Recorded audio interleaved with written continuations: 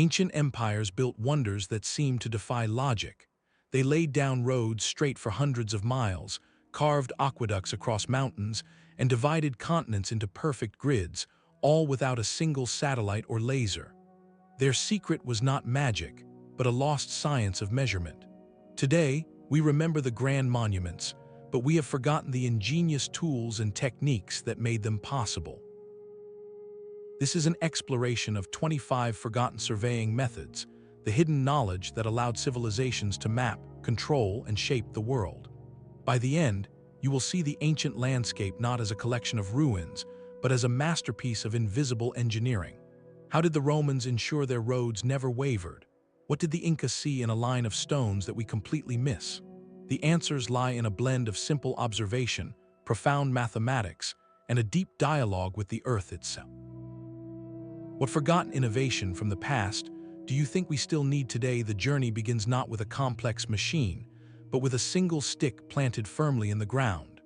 This simple pole, known as a gnomon, was the ancient world's first and most reliable scientific instrument. It did not require advanced technology, only sunlight and a patient observer. By watching the shadow cast by this vertical rod, early surveyors unlocked fundamental truths about their place on the earth. The process, called shadow reckoning, was deceptively simple. At the exact moment the sun reached its highest point in the sky, the shadow would be at its shortest for the day, pointing directly north or south depending on the hemisphere. This single observation gave them a true meridian line, an absolute reference for cardinal directions that was more accurate than any magnetic compass, which can waver. But the gnomon's secrets went far beyond just finding north. By carefully measuring the length of that shortest shadow over the course of a year, they could determine their latitude. The shadow would be longer in winter and shorter in summer, and the specific ratio revealed how far north or south they were from the equator. This same principle allowed them to pinpoint the solstices and equinoxes, marking the seasons with astronomical precision. From this basic starting point, entire civilizations built their worlds.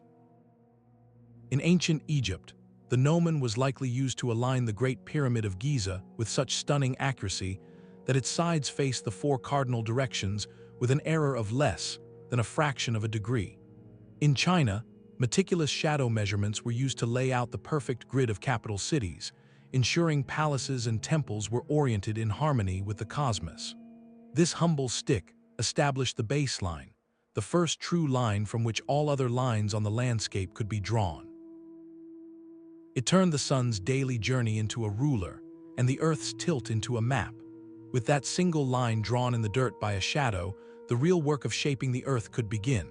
And in the blinding sun of ancient Egypt, that work was done with one of humanity's most humble tools, a simple length of rope.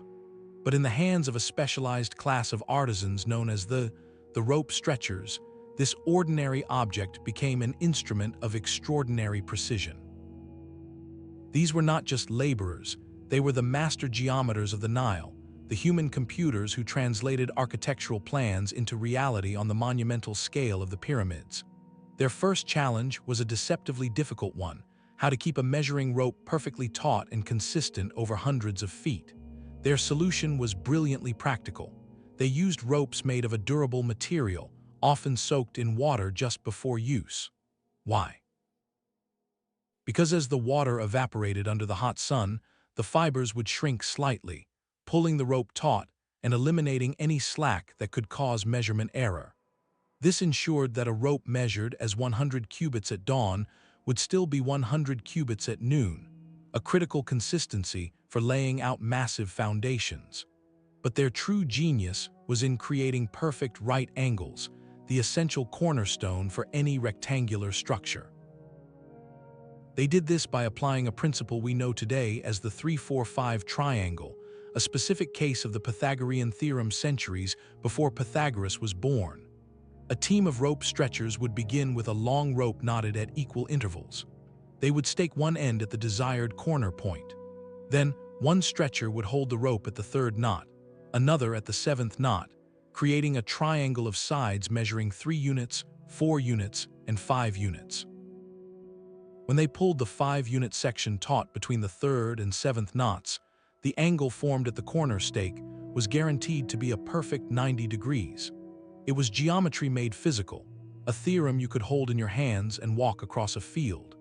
This technique was used for everything from re-establishing farm boundaries after the Nile's annual flood, a task of great social and economic importance, to laying the immaculately square foundations of the Great Pyramids at Giza.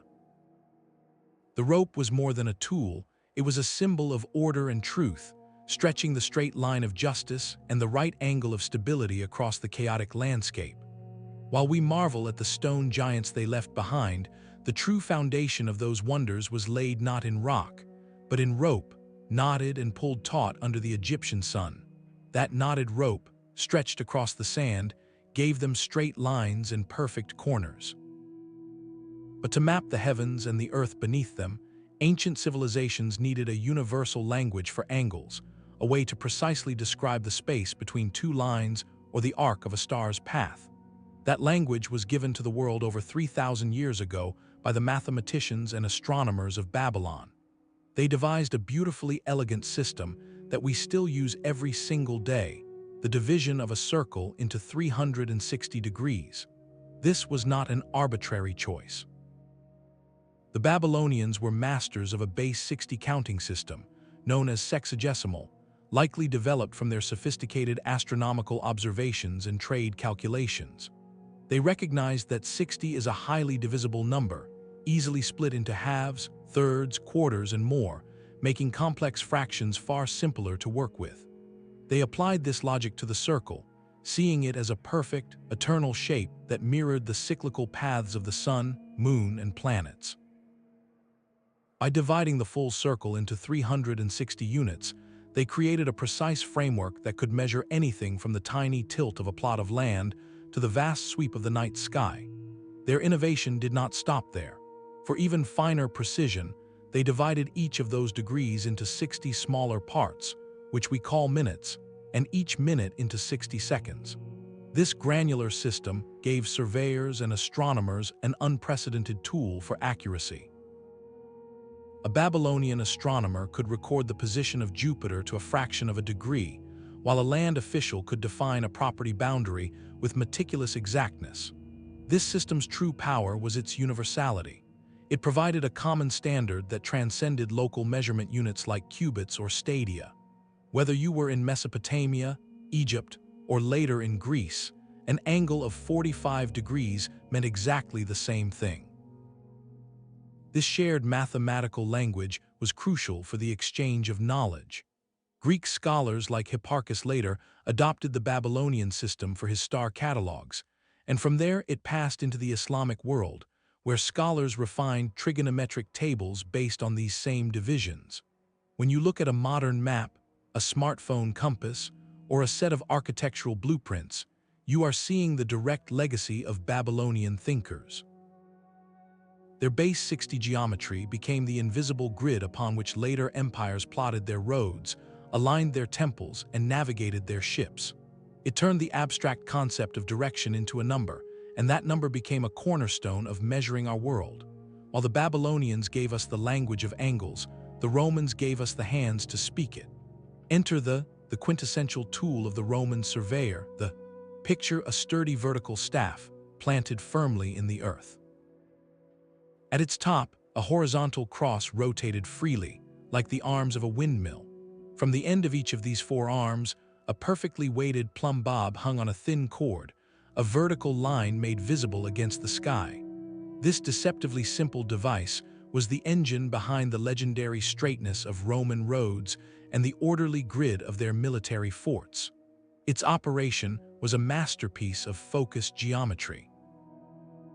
The surveyor would first align one pair of opposing plumb lines with a distant marker, establishing a primary sight line or cardo. He would then rotate the cross 90 degrees, using the other pair of bobs to sight a line perfectly perpendicular to the first. Where these two sight lines crossed, the world gained a corner. From that single point, teams could extend these lines in both directions, creating the perfect right-angled grid that became the Roman signature on the landscape. This was the process of the division of conquered territories into vast, uniform squares for farming and settlement, a method of control as powerful as any legion. It was also the first step in laying out a castrum, a military camp, whose predictable, grid-like streets allowed soldiers to move and assemble efficiently no matter where in the empire they found themselves. But this most famous legacy is the Roman road. By sighting from one to the next over hill and valley, surveyors could project a dead straight line for miles. The instrument had a notorious weakness, however. In even a light breeze, those delicate plumb bobs would sway, making precise sighting impossible. Roman manuals advised working at dawn when the air was still, or even building temporary windbreaks of cloth around the instrument. It was a tool that demanded not just skill, but patience and a dialogue with the weather itself. Yet its limitations could not stop its impact. The roads it helped plot became the sinews of the empire, binding it together with lines of stone and ambition so straight they still define the maps of Europe today. They did not measure distance, it measured intent, translating the abstract order of a grid into the physical reality of conquered land. But a straight line was only half the battle for Rome's most ambitious projects. An aqueduct carrying water for 50 miles cannot simply run downhill in a straight plunge. It must descend with a precise, almost imperceptible slope, a gradient so gentle that water flows steadily without stagnating or gaining destructive speed. To achieve this, Roman engineers turned to a tool of elegant simplicity and remarkable accuracy. Picture a wooden bench, perhaps 20 feet long, supported on two sturdy legs. Along its top ran a shallow channel that could be filled with water, a miniature version of the aqueduct it was designed to build. The principle was beautifully direct. Water always finds its own level. By adjusting the legs until the water in the channel was perfectly even from end to end, the surveyor knew the instrument itself was perfectly horizontal. For even greater precision, especially on windy days when water might ripple, they also featured plumb lines hanging from each end, which could be checked against matching lines carved into the frame. Once leveled, this long wooden beam became a reference line of absolute flatness stretching through the air. The surveyor could then sight along its top, or use a simple measuring rod to determine how much the ground at the far end fell below this ideal plane. This told them exactly how much earth to remove, or how high to build an arch to maintain their crucial gradient, often as little as a few inches of drop for every 100 feet of length. This instrument was the reason Roman aqueducts could traverse such vast, undulating landscapes, sometimes running for miles on near-level arches before descending gracefully into a city. For more localized work, like ensuring a building's foundation was flat, Romans used simpler tools like a basic frame with a plumb bob. But there was the master tool for continental-scale hydrology, a device that turned the subtle pull of gravity into a measurable, buildable fact. It was not about moving mountains, but about understanding the quiet, relentless tilt of the world and bending it to a human purpose, one careful, level measurement at a time.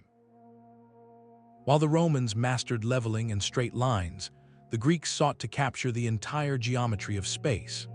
Their answer was a complex and remarkably versatile instrument that could measure both the precise angle between two distant points and the steepness of a slope.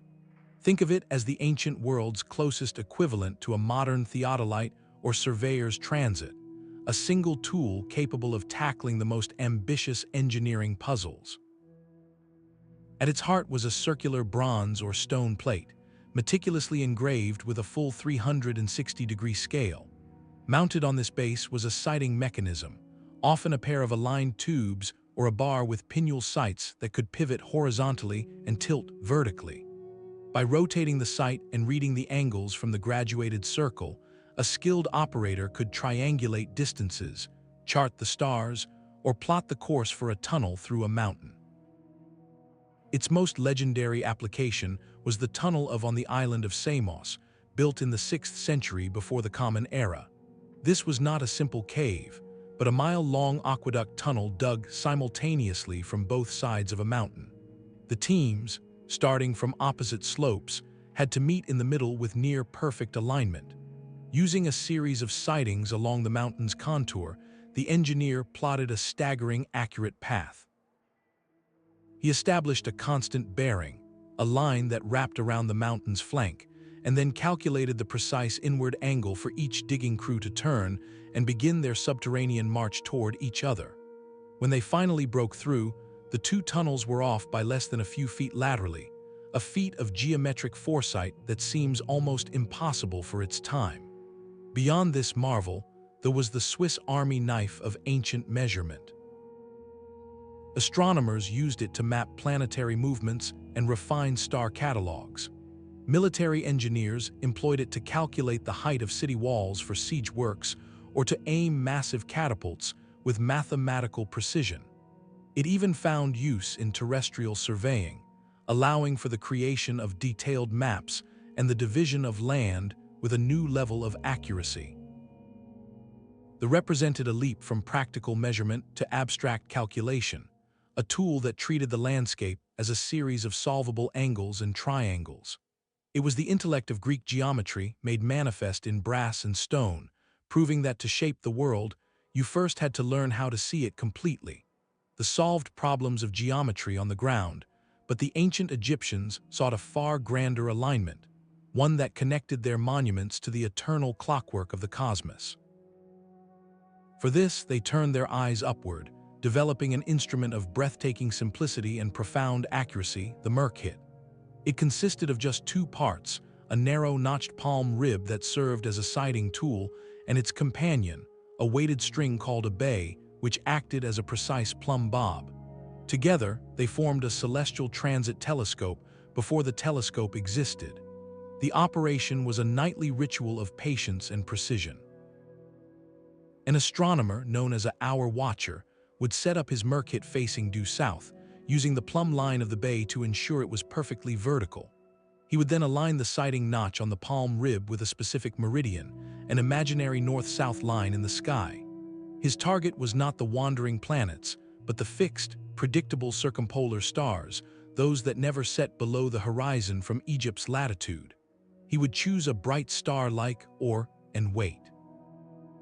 As the Earth turned, the star would appear to drift across the night sky. The astronomer's sole task was to note the exact moment it crossed his predetermined meridian line, marked by the sighting notch aligned with the plumb line. This moment of transit was a cosmic checkpoint. By tracking the intervals between the transits of different stars, or the same star on successive nights, they could divide the darkness into precise, equal hours. This was not mere stargazing. It was a functional, astronomical timekeeping system that governed temple rituals and, most importantly, provided the most accurate true north reference possible. The Earth's magnetic pole wanders, but the axis of the celestial sphere is fixed. By observing the symmetrical arc of a circumpolar star around the true celestial pole, Egyptian astronomers could pinpoint that invisible pivot point in the sky. Once found, they could drop a perfect north-south line to the ground with their plumb bob. It is widely believed that this star clock technique, using the Merkhet and bay, was the very method used to orient the Great Pyramid of Giza. The sides of that monumental structure align with the cardinal directions with an error of just a tiny fraction of a degree, a feat that would be impressive even with modern tools. The tool itself was humble, a piece of wood and a string, but the knowledge it unlocked was monumental. It tied the pharaoh's house of eternity directly to the axis of the heavens, ensuring it would forever be anchored not just in stone, but in the timeless rotation of the stars themselves. While the Egyptians aligned with the stars, Chinese surveyors mastered the geometry of the Earth itself, using a principle so fundamental it became the cornerstone of their measurement science. This was the theorem, a relationship within right triangles that Western tradition would later call the Pythagorean theorem. But for the engineers and cartographers of ancient China, it was not abstract math, it was a practical toolkit for seeing the unseen. Their primary instrument was the sighting pole, a simple staff of a known, standardized height. By deploying these poles across a landscape and applying the principle, they could solve problems that seemed impossible, like measuring the width of a raging river or the height of a mountain peak without ever setting foot on it. The method, meticulously detailed in texts like the, relied on the concept of similar triangles. A surveyor would plant one pole vertically at a known distance from himself.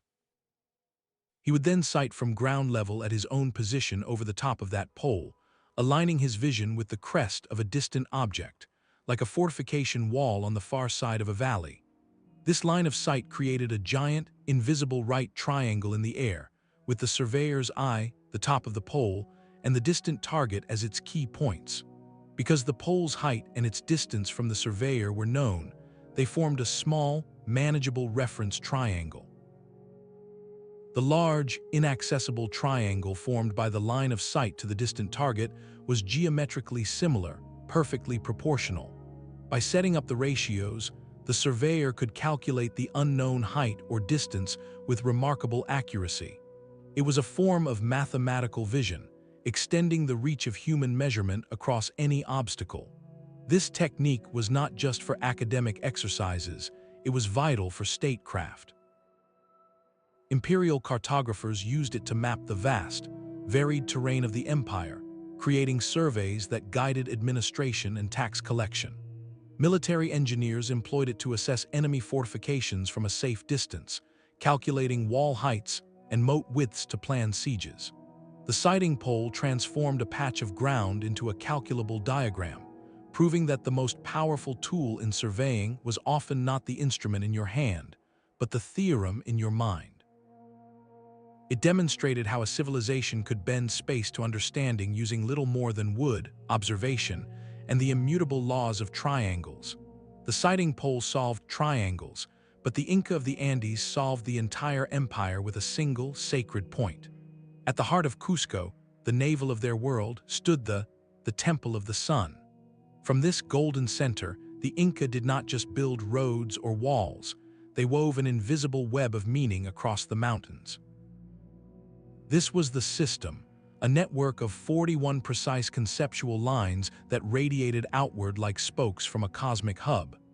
Each was not a physical path, but a sacred alignment, a ray of spiritual and administrative energy projected from the temple into the surrounding landscape. To anchor these abstract lines to the earth, the Inca used. It could be almost anything imbued with sacred power, a natural spring bursting from a hillside, a strangely shaped boulder, an ancient tomb, or a man-made shrine. Over 300 in these were carefully positioned along the 41, acting as survey markers for a map that only the Inca could fully see. The system was a breathtaking fusion of cosmology and pragmatism. Each line was the responsibility of a specific clan or social group, who maintained its and performed rituals at them on a fixed calendar.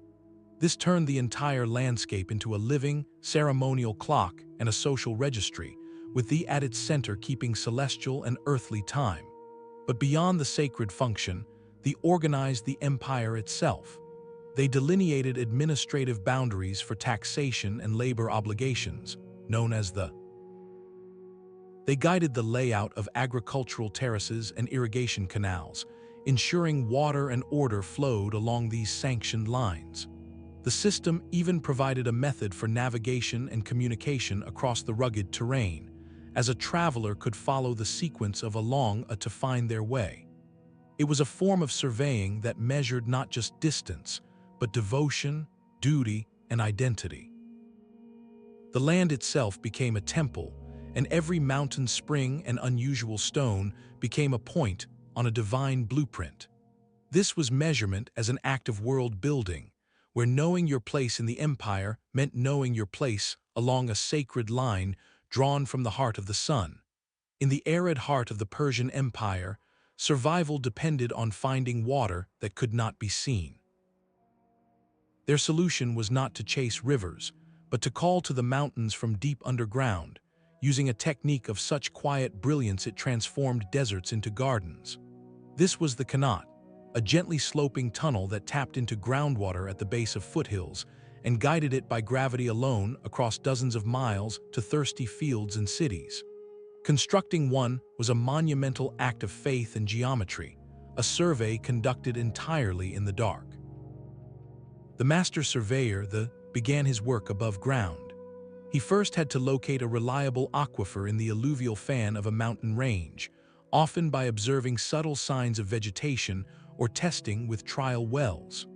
Once the source was found, he faced his greatest challenge, plotting a tunnel with a perfect, continuous downhill slope from the mother well to the surface outlet, often many miles away. The gradient had to be precise, just steep enough to keep the water flowing without erosion, yet shallow enough that the tunnel did not plunge too deep, making construction impossible. To achieve this, they used a simple but effective tool, a water level. This was often just a long, narrow basin filled with water or two marked rods connected by a hose.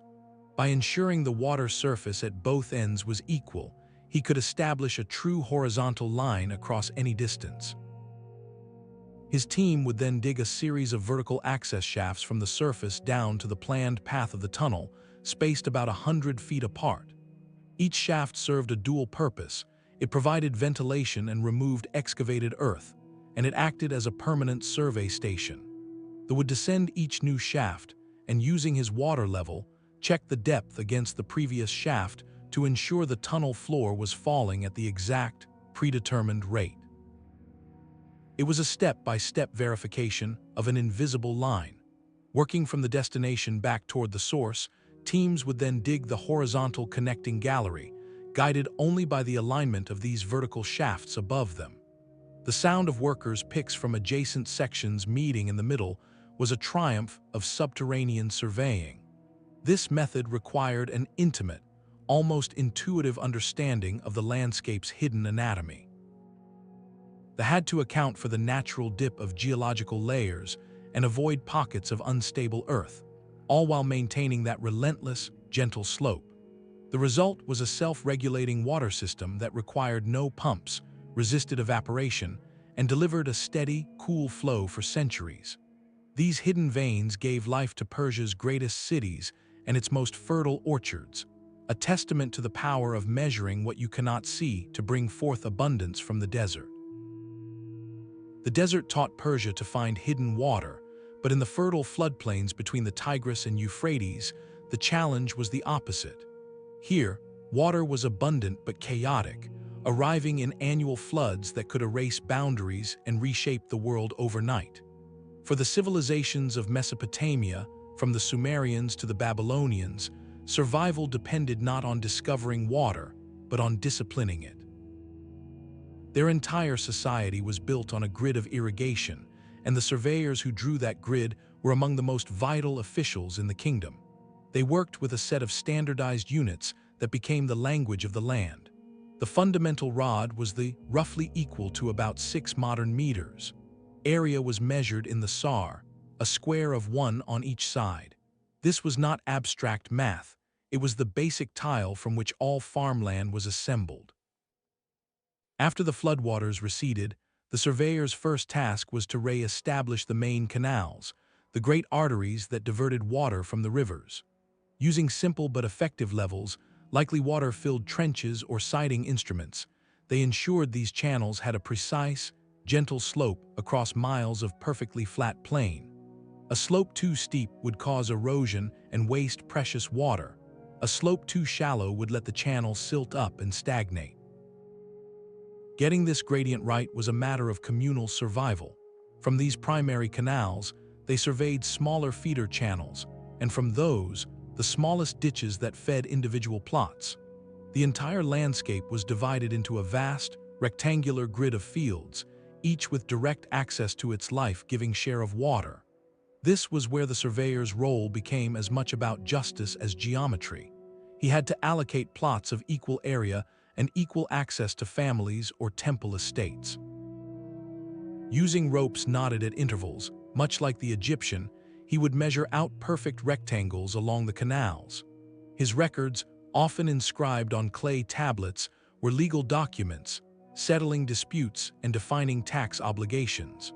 The famous Code of Hammurabi even included laws punishing anyone who neglected their ditch maintenance or water theft, crimes that threatened the entire system's balance.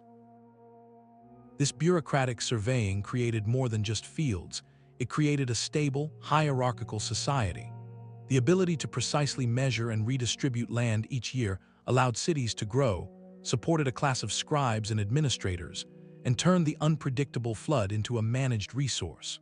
The surveyor's knotted rope and level were the tools that tamed the river's chaos, transforming a volatile landscape into the world's first breadbasket, one perfectly measured rectangle at a time.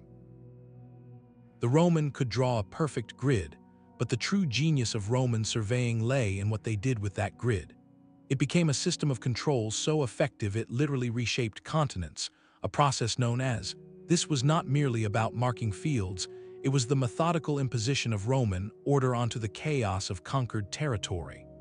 After a region was subdued, teams would arrive not with swords, but with their and stacks of limestone markers. Their first act was to establish the two sacred baselines that would define the new reality.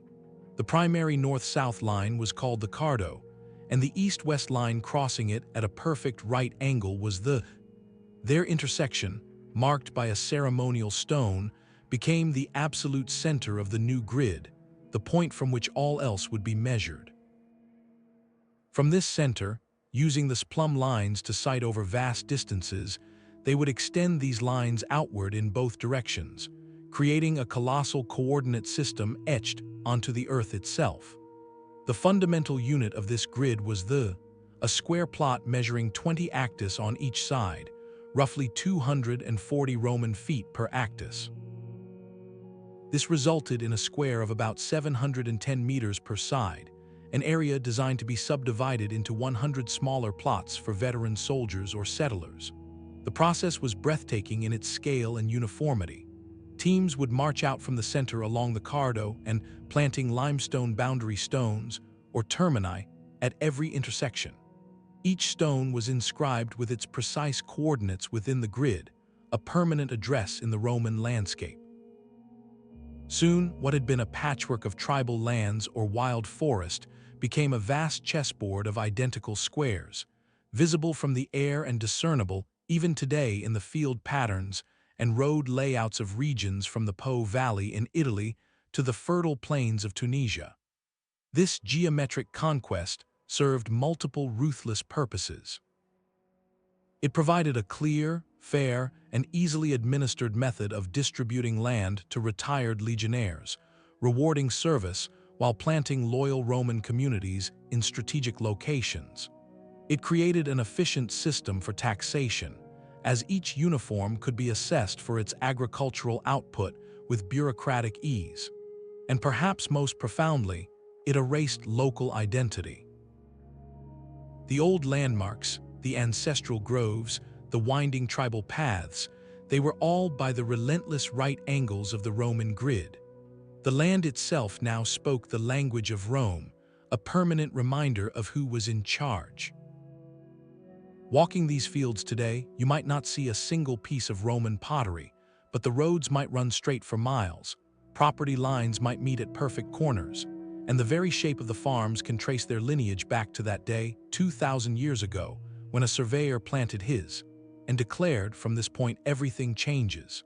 The relentless geometry of Rome imposed order from above, but in ancient India, precision emerged from a different source entirely, the sacred fire.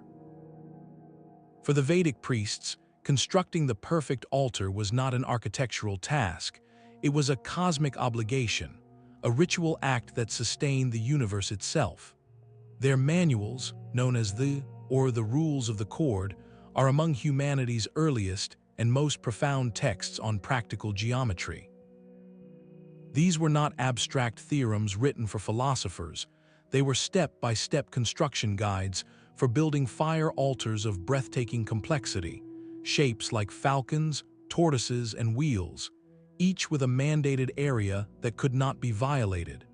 The altar's efficacy depended on its exactness.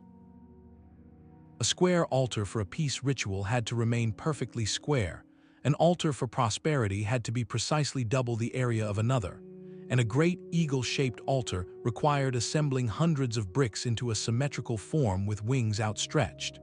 To achieve this, the rope stretchers of India, the experts, developed a geometry of astonishing sophistication. Their cords, knotted at standardized intervals, were their only rulers. With them, they could generate perfect right angles using the same 3-4-5 rope triangle method known in Egypt, but they pushed far beyond. One of their most stunning achievements was a remarkably accurate approximation for the square root of 2, a number essential for transforming shapes while preserving area. Their formula, expressed in words, gave a value correct to 5 decimal places. They used this to solve a classic ritual problem: how to construct a square altar with exactly the same area as a given circular one, or to double the area of a square. This was the famed problem of squaring the circle and doubling the square, solved not for intellectual sport, but because the gods demanded it. Their methods show they understood general principles behind what we call the Pythagorean theorem, stating it clearly for rectangles of all proportions, not just the special 3-4-5 case. They knew that the diagonal of a square is the side by the square root of 2, and they used ropes to construct these irrational lengths physically.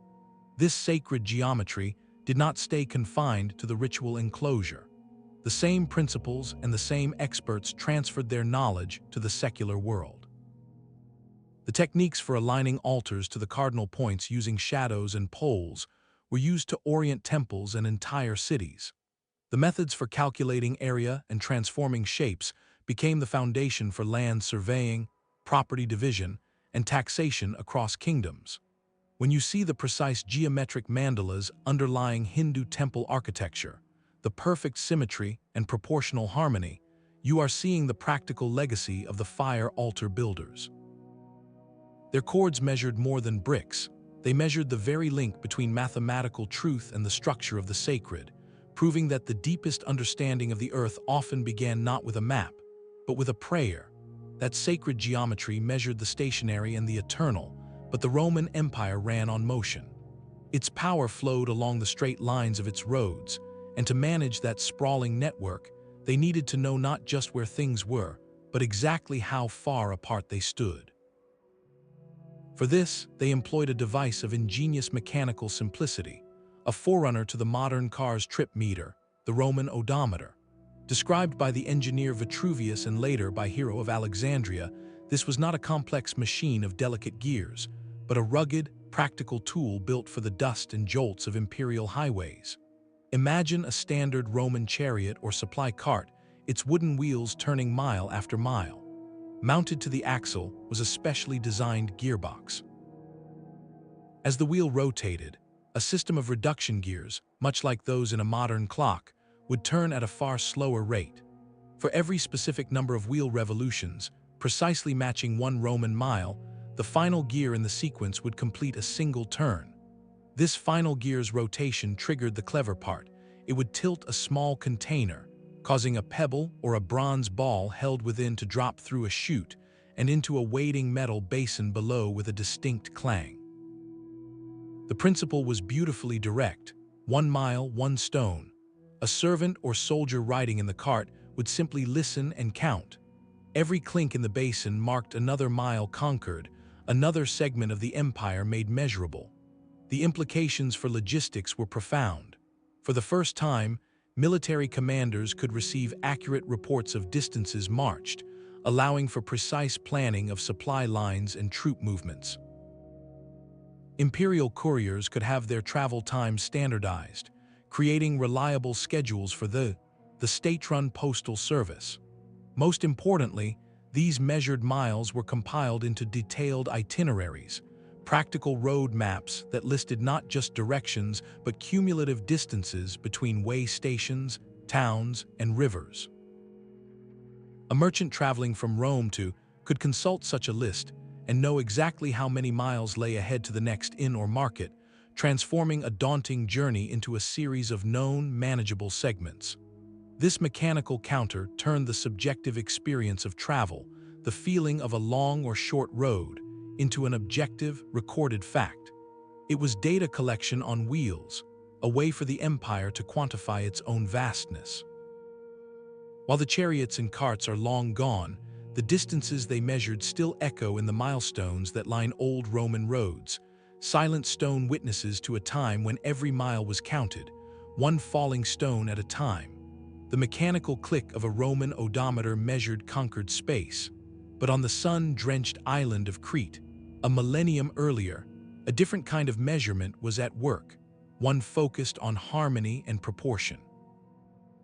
The sprawling, labyrinthine palace of Knossos, with its light wells, vibrant frescoes, and complex level layout, seems like a work of organic intuition. Yet a closer look at its bones reveals a hidden mathematical order, a signature of pre-planned design. Archaeologists studying the ruins have noticed something remarkable. The dimensions of rooms, corridors, and courtyards are not random. They appear to be based on a standard module, a repeated unit of length. The most compelling evidence for how this module was used lies not in grand inscriptions, but in the humble marks left behind by the builders themselves. At key points in the foundations, researchers have found small, carefully drilled holes in the stone, set at regular intervals. These are believed to be the anchor points for a master surveyor's toolkit, pegs, and string. The method would have been beautifully straightforward. A master builder working from a planned design would first establish a primary baseline using taut strings stretched between two pegs, defining the palace's central axis.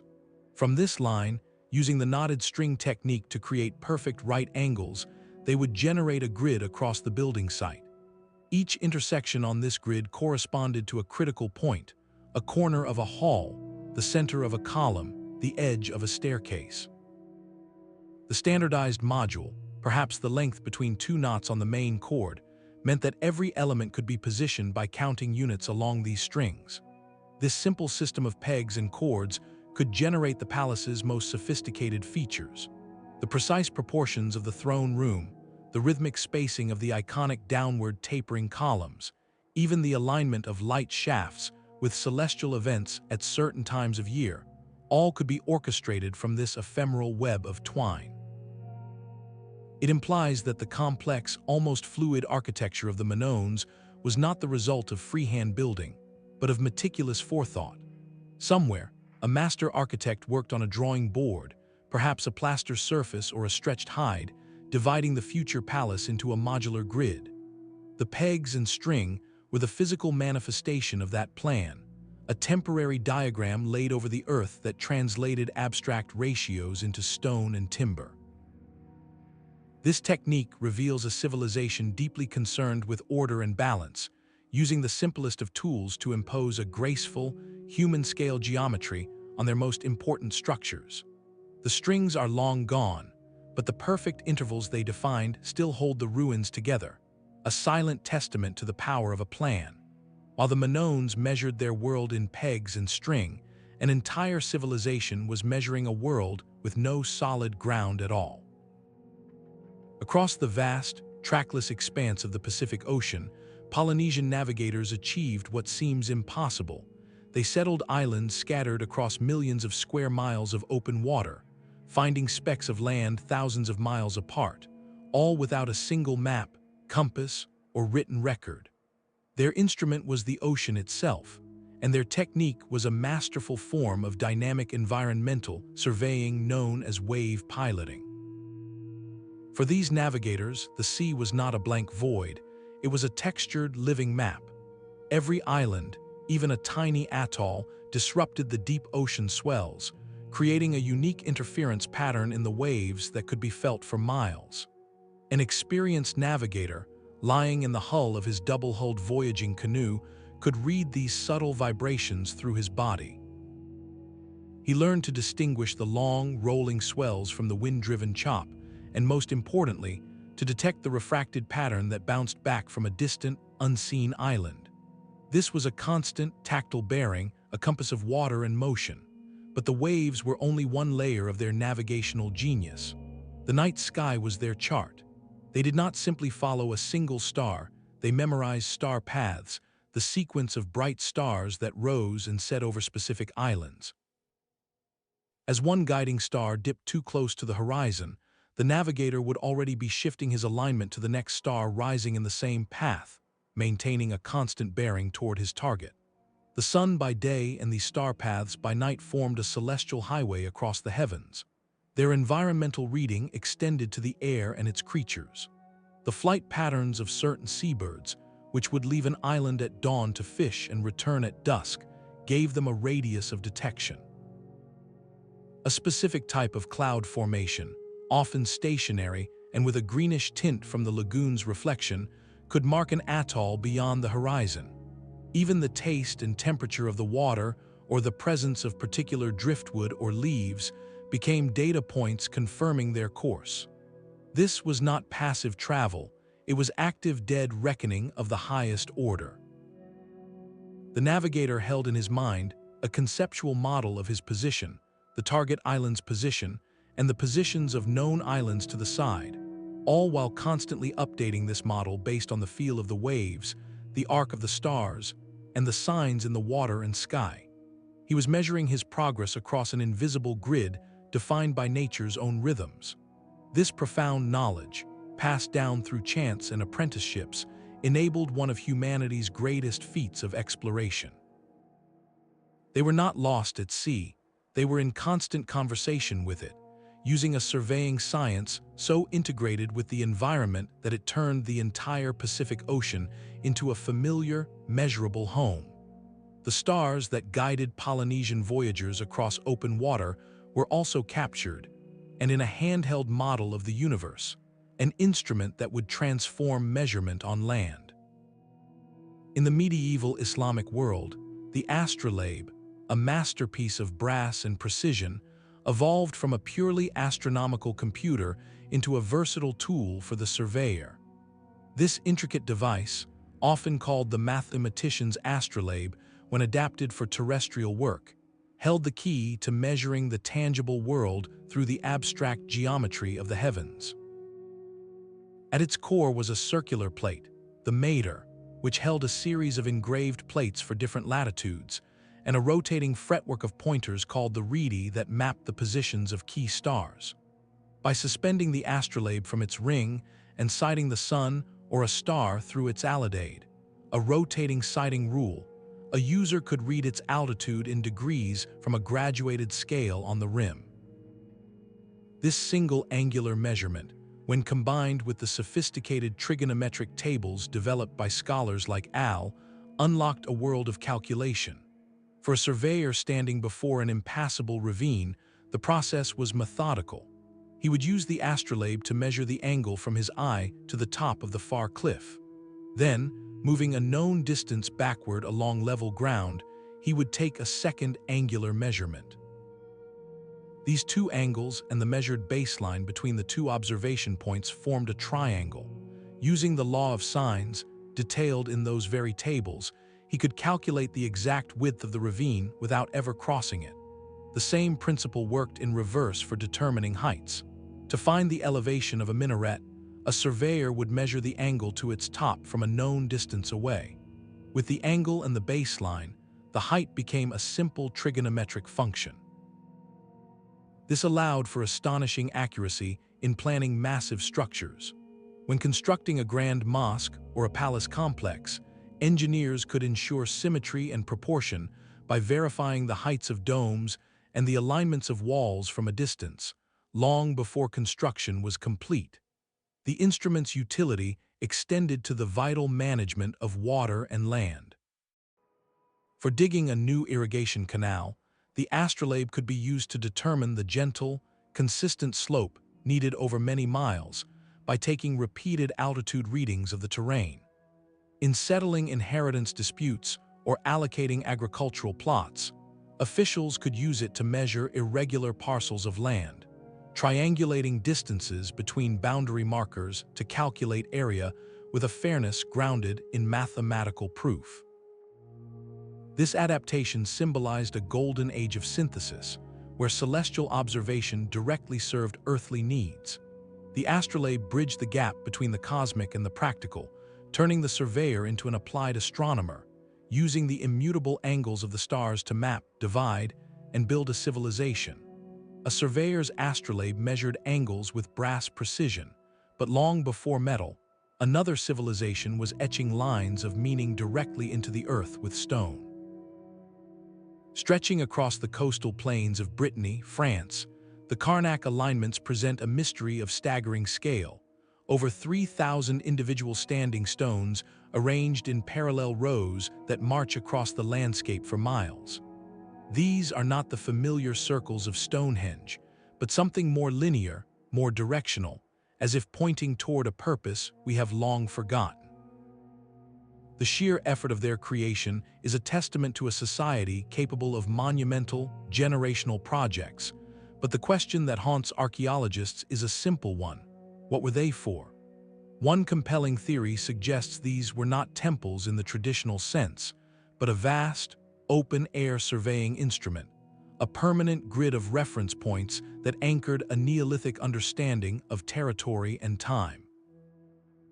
The stones themselves, often placed with their broad, flat faces aligned along the rows, could have served as backsights and foresights for stretching to the horizon. By observing the rising or setting sun, moon, or specific stars over particular stones at key times of the year, a community could mark the solstices and equinoxes with public, undeniable clarity, creating a communal calendar that dictated the rhythms of planting, harvest, and ceremony. This celestial function seems woven into the very placement of the rows, with certain alignments pointing towards significant solar and lunar standstills on the horizon. But the purpose may have been as much about earth as sky. The rows do not exist in isolation. They connect burial mounds, enclosures, and other ritual sites, forming a web of cultural geography across the land. Some researchers propose they acted as territorial markers, dividing the landscape between different clans or signifying routes of pilgrimage and procession. The stones in this view were permanent boundary stones on a grand, sacred scale, a way of measuring and claiming the world not with deeds, but with monoliths. The debate continues, with some seeing them as seismic predictors or structures for social gathering. Yet, regardless of their primary function, their existence speaks to a profound, shared understanding of measurement. To plan and erect such a system required a communal agreement on units, on alignment, and on a vision that would take centuries to complete. It implies a society that could think in generational terms, passing down the knowledge from elder to apprentice, maintaining the integrity of the lines long after the original architects were gone. These silent rows are more than a collection of rocks. They are a fossilized thought, a snapshot of a civilization that sought to measure its place in the cosmos by planting stone rulers into the very flesh of the earth. The silent geometry of standing stones gave way to the soaring ambition of domes and arches, where the margin for error was measured in the stability of empires. For the Byzantine engineers tasked with building the challenge was not just artistic, but gravitational. They needed to ensure that the foundation for the world's largest dome was perfectly, immovably level across a vast expanse, and that every supporting arch rose to precisely the same height. Their tool for this task was a deceptively simple evolution of an ancient idea, the connected water level, or this instrument consisted of two separate vessels, often made of bronze or wood, connected by a long, flexible hose. When both vessels were filled with water, the liquid would settle to exactly the same height in each one, creating 2 points that were guaranteed to be on the same horizontal plane, no matter the distance between them. This principle, that water always finds its level, gave them a reference line of perfect flatness that could stretch across an entire construction site. Its superiority over a simple spirit level was profound. A spirit level's accuracy is limited to the length of its body, and it can sag over long distances. But the connected water level had no such limitation. One vessel could be placed at a cornerstone, while the other could be carried 200 feet away to the opposite side of the foundation trench. By adjusting the earth or masonry until the water in both vessels aligned with identical marker lines, The engineers knew those two distant points were perfectly level with each other. They could then repeat this process around the entire perimeter, creating an unbroken horizontal ring from which the entire structure would rise. This was the silent, meticulous work that made the audacious possible. Before a single column was raised or a brick of the dome laid, this network of water-filled vessels ensured the base was unwavering. Later, as the massive piers and arches climbed skyward, the same tool was used to verify that the springing points for the Great Dome were all at the exact same elevation.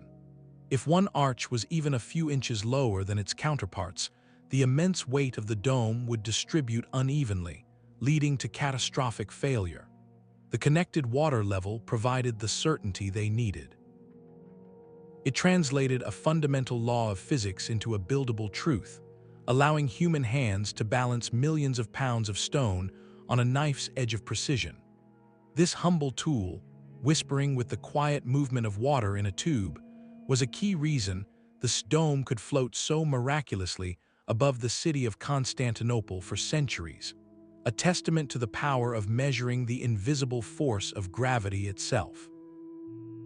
While water levels ensured the stability of stone, across the Atlantic, a different kind of empire was being measured in corn and cotton. In the fertile valleys of the Aztec realm, specifically among the people of the Eastern Basin, land was not just territory, it was a precise calculation of tribute owed to the state. Their system relied on a set of standardized units that turned soil into data. The fundamental rod was a wooden pole of a fixed length. For smaller dimensions, they used the distance from a man's fingertips to his opposite shoulder, essentially an arm span. These were not rough estimates, but officially recognized measures, consistent across the realm. The work of applying these measures fell to a specialized class of officials known as These were not simple farmers, they were trained surveyors and assessors, the bureaucratic backbone of the empire's economy. Arriving at a community's fields after the harvest, would begin his meticulous work. Using ropes knotted at intervals matching and assisted by local witnesses, he would measure the boundaries of each and every agricultural plot. He would drive stakes into the earth to mark corners, and with his knotted cord, he would calculate the area.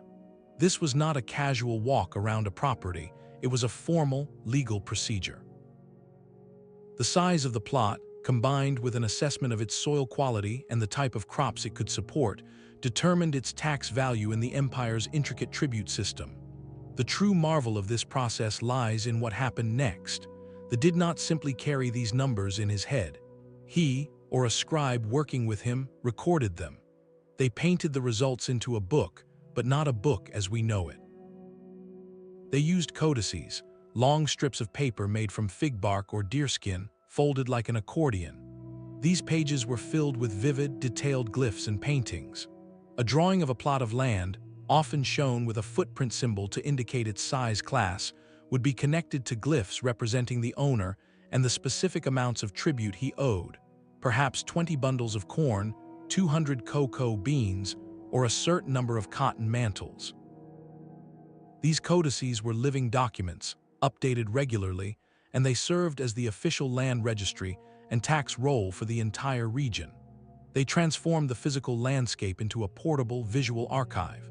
This system reveals a civilization with a highly organized, almost modern approach to administration. The measurement of land was the first step in a chain of data collection that fed the imperial capital, supporting its armies, its construction projects, and its elite. It was a reminder that an empire's strength was built not only on the bravery of its warriors, but on the precise, knotted ropes of its surveyors and the painted records of its scribes, turning every cultivated field into a number in a vast, illustrated ledger of power. The painted codices of the Aztec world preserved boundaries in ink and glyph, but in medieval England, those same lines were held in something far more fragile, human memory.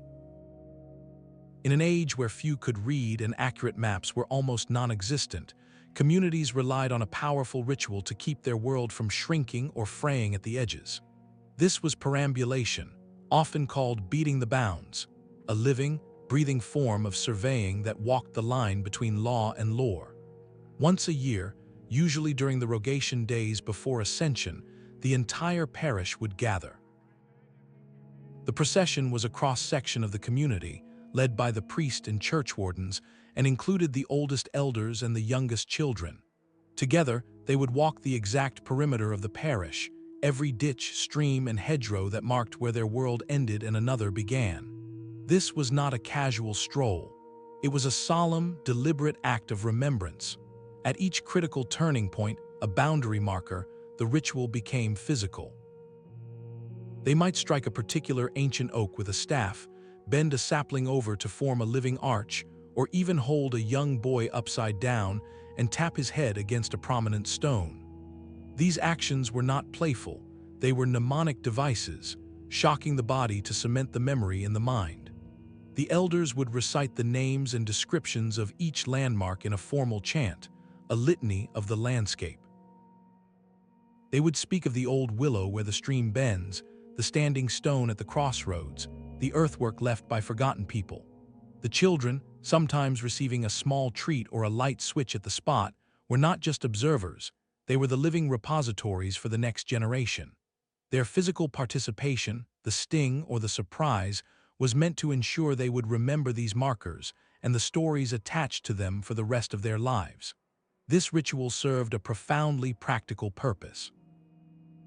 It prevented land disputes with neighboring parishes by reinforcing a shared, witnessed understanding of the limits. It preserved common rights, like where villagers could gather firewood or graze their animals. The perambulation was a map written in footsteps and recited aloud, a legal document performed by the community itself. It acknowledged that the land was not just soil and stone, but a story, and that story had to be walked and spoken to stay true. When the procession returned to the church, the boundaries were not just confirmed on parchment, they were renewed in the collective memory, ensuring that the shape of their home would endure as long as there were people to walk its edges and children to remember the tap of a staff on an old, gnarled tree. Memory and ritual could walk the boundaries of a parish, but to cross an ocean under a perpetually gray sky required a different kind of vision. Viking sagas speak of a sunstone, that could reveal the hidden sun's location even through dense cloud or the dim glow of twilight. Modern research suggests this was not magic, but a brilliant application of a natural crystal's physics, likely a transparent calcite known as Iceland spar. This crystal possesses a unique property called birefringence, meaning it splits a beam of light into two separate rays. When you hold a piece of Iceland spar up to the sky and rotate it, the two images you see through the crystal behave differently depending on the polarization of the light. Light from the sun, even when diffused by cloud, becomes polarized in a ring around the sun's hidden position. By rotating the stone until the two images appear equally bright, a skilled navigator could pinpoint the sun's bearing with remarkable accuracy, even when it was completely invisible to the naked eye. This gave them a fixed celestial reference point in conditions that would render a simple shadow stick useless. But the sunstone was likely only one part of a sophisticated system. It may have been used in conjunction with a simple but effective solar compass, often called a sun-shadow board. This was a wooden disc with a central gnomon and markings around its edge. On a clear day, the shadow would point north, and the board could be calibrated. On an overcast day, the sunstone would provide the sun's direction, allowing the navigator to orient the board correctly. Once oriented, the board became a stable reference, its markings helping to maintain a steady course for hours after the single bearing was taken. This combination of optical technology and simple mechanics could explain one of history's great navigational puzzles: how Norse sailors managed repeated voyages across the North Atlantic, from Norway to Iceland, Greenland, and even the coast of North America, in a region notorious for its fog and overcast skies. They were not just fearless adventurers, they were practical physicists, using the subtle properties of light filtered through a crystal to carve a reliable path across the trackless sea. Their toolkit turned the entire sky, clear or cloudy, into a vast, readable compass, allowing them to measure their way to a new world. Across the foggy north, the sunstone revealed hidden bearings, but in the sun-baked plains of ancient India, the markers of authority were meant to be seen by all. Under Emperor in the 3rd century before the Common Era, the Mauryan Empire erected a network of monumental stone pillars across the subcontinent, from the Himalayan foothills to the central Deccan Plateau. These were not ordinary posts.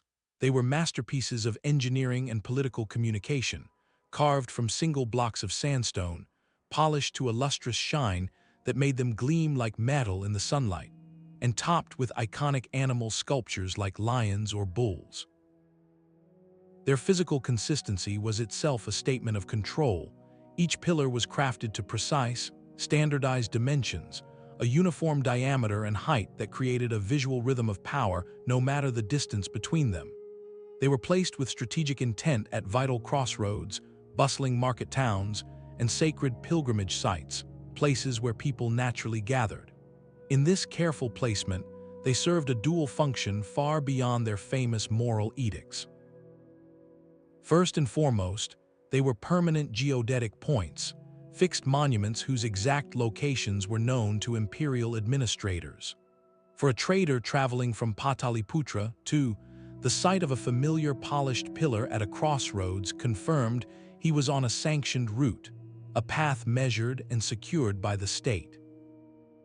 For tax collectors and officials, these pillars could act as reference markers for defining districts or calculating distances between population centers, bringing a tangible uniformity to the vast landscape. Their very presence, immovable and identical, reinforced the idea of a standardized system that governed everything from commercial weights to the length of a day's journey. The inscriptions they bore, proclaiming conversion to Buddhist principles and his vision of just rule, were the empire's voice carved in stone, but the pillars themselves were its unwavering hand, holding the measure of the land. They transformed abstract imperial reach into a physical grid of polished stone, making the concept of a unified India something a traveler could literally walk between, touch, and navigate by. Those monumental pillars stood as a testament to imperial control, but control of a different kind was being carved through the rock and sand of the world's most unforgiving desert. Deep in the Sahara, the of ancient Libya faced a paradox. They built thriving cities in a land where rain might not fall for years. Their secret, like that of the Persians, lay beneath their feet in a network of tunnels called. But here, the surveying challenge was to an almost unimaginable degree, for they were not tapping flowing mountain aquifers, they were mining fossil water, ancient reservoirs trapped in sandstone deep below the desert since a wetter climatic age. The initial survey to find this hidden treasure was an act of profound intuition and precise calculation. Engineers, likely observing the rare patches of desert vegetation or perhaps the paths of certain animals, had to first locate where this prehistoric water table came closest to the surface, often at the base of distant escarpments or deep within dry wadis. From this mother well, the real work began. Using tools like or simple water-filled trenches to establish a true horizontal, they had to plot a tunnel with an exquisitely gentle, consistent downward slope, often less than 1%, toward their settlement oasis many miles away. A single miscalculation in this initial gradient would doom the entire project. Too steep, and the water would flow too fast, eroding the tunnel walls and collapsing the fragile structure in a cascade of sand and rock. Too shallow, and the water would simply pool and stagnate, never reaching its destination. The margin for error across distances that could span over 30 miles was vanishingly small. To verify their line, they dug a sequence of vertical access shafts, sometimes thousands of them, from the surface down to the planned tunnel path. Each shaft, spaced about 30 feet apart, served as both a construction vent and a permanent survey station. As the diggers carved the horizontal gallery from the destination back toward the source, They used plumb lines and siding poles dropped down each successive shaft to ensure they were maintaining the perfect, predetermined angle of descent. It was a geometry of patience, conducted in near-total darkness, with the desert sun blazing overhead as the only witness. The success of this precise initial surveying is what allowed cities like to flourish. They delivered a reliable, cool flow of water that turned patches of the Sahara into gardens of date palms, grains, and vineyards, supporting a civilization of tens of thousands in the heart of the dunes. This network was not just infrastructure, it was a covenant with a hidden sea, a promise written in gradient and stone that for centuries the desert would honor. They measured the desert's hidden water with a geometry of patience, but in the soaring peaks of the Andes, measurement took on a vertical dimension. Here, the very concept of distance was redefined by altitude, and the tools for managing this world were as much about social fabric as they were about land.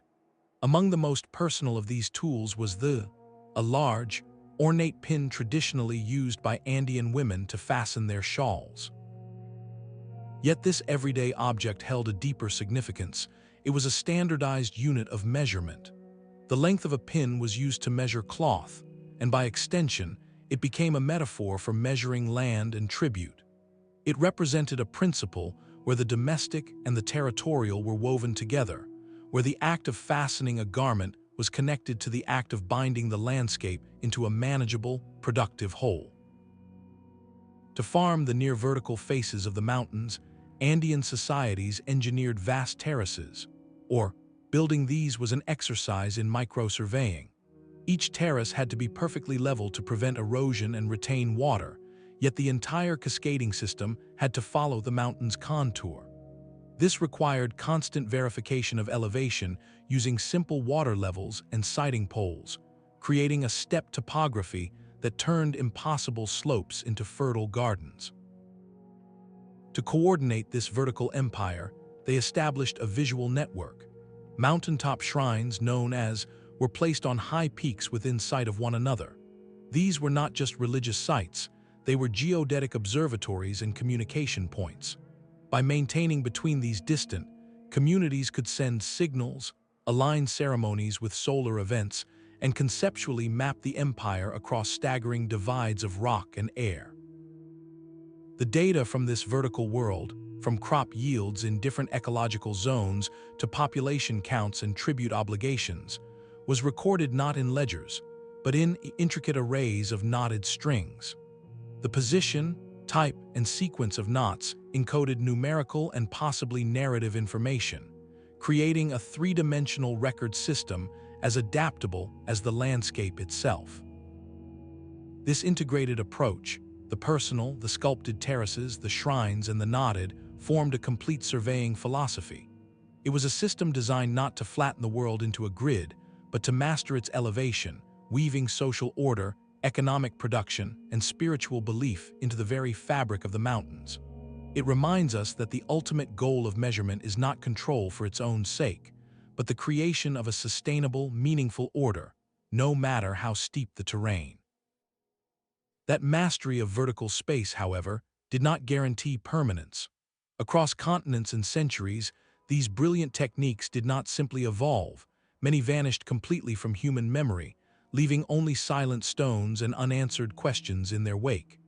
This pattern of forgetting is not a story of ignorance, but a complex tapestry woven from the fall of empires, the clash of cultures, and the relentless march of what we call progress. When a great civilization like Rome or the collapsed, the intricate systems it depended on often shattered with it. The specialized guilds of rope stretchers, the schools that trained assessors, the master navigators who could read ocean swells, their knowledge was not stored in public libraries, but in living traditions. If the social order that supported them dissolved, if famine, conflict, or upheaval scattered their communities, that deep understanding could evaporate within a generation or two. The Roman meticulous manuals survived in a few monasteries, but the living practice of faded, leaving only its ghost in European field patterns. Another powerful force was the deliberate suppression of indigenous knowledge by colonizing powers. When European empires expanded, they frequently dismissed local surveying and engineering methods as primitive, replacing them with their own instruments and legal frameworks. The Inca system, a sacred map of social and cosmic order, held no meaning for Spanish administrators seeking gold and souls. It was not translated or recorded. It was simply, it's destroyed or ignored, breaking the living link between the land and its people. In many cases, a technique was not suppressed, but outcompeted by a simpler or more accurate technology. The Viking sunstone was a marvel of necessity for cloudy seas, but the magnetic compass, while less reliable in certain conditions, was far easier for any sailor to use without specialized training. Thus so brilliant for laying out grids, was hopelessly fragile in a breeze, eventually giving way to more stable instruments like the theodolite. This is not regression, it is a shift in technological paradigms. Each new tool carries with it a new way of seeing the world, and sometimes the old way of seeing is lost in the transition. We forget not because the old methods were worthless, but because the new ecosystem of knowledge no longer had a place for them. They became like words from a dead language, describing concepts a new world no longer needed to name. This loss asks us a difficult question: what brilliant, context-specific wisdom are we, in our own age of digital precision, allowing to slip into silence, simply because we have built a world that no longer speaks its language? These forgotten techniques reveal a profound truth. Ancient surveying was never a single, primitive science. It was a brilliant constellation of solutions, each one perfectly adapted to its own world. From the shadow of a stick in Egypt to the feel of a wave in Polynesia, from the knotted cords of Vedic India to the water levels of Byzantium, every method was a unique conversation between human ingenuity and a specific environment. These were not crude guesses. They were sophisticated blends of meticulous observation, elegant mathematics, and often a deep cosmological belief that tied measurement to the very order of the universe. This diverse toolkit formed the invisible, indispensable infrastructure of every great empire. It was the hidden framework that made control possible, transforming conquered wilderness into taxable grids, turning erratic rivers into predictable canals, and guiding the alignment of temples and roads with celestial certainty. The distribution of food, water, and justice, the movement of armies and information, all flowed along lines first imagined and then measured into reality by surveyors. The monumental legacies we admire today, the pyramids, the Roman roads, the Andean terraces, are merely the most visible symptoms. The true cause lies in that quiet foundational work of measuring the world. So the next time you look at an ancient landscape, whether in a photograph, on a map, or if you are fortunate enough to stand in one, try to see past the stones. Look for the ghost of the grid, the echo of the sight line, the memory of the measured mile. See it not as a collection of random ruins, but as a masterpiece of intention, shaped by a hidden science we are only now remembering. What other forgotten techniques or mysterious alignments have you encountered? Share your own examples and historical mysteries in the comments below, and let us continue piecing together this lost chapter of human brilliance.